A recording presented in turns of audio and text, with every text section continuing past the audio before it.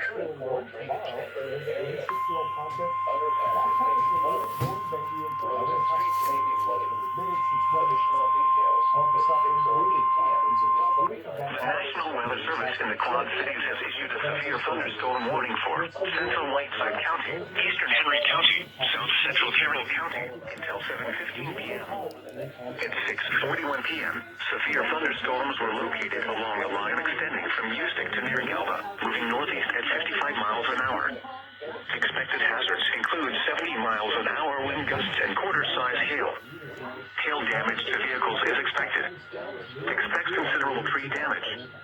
Wind damage is also likely to mobile homes, roofs, and outbuildings. Severe thunderstorms will be near Ustick, Franklin Corners, White Chicken, Morrison Rockwood State Park, and Malvern around 6:45 p.m. Goleta around 6:50 p.m. Johnson Soft Trail State Park around 6:55 p.m. A tornado watch remains in effect until 8 p.m. for north central and northwestern Illinois. Take cover now.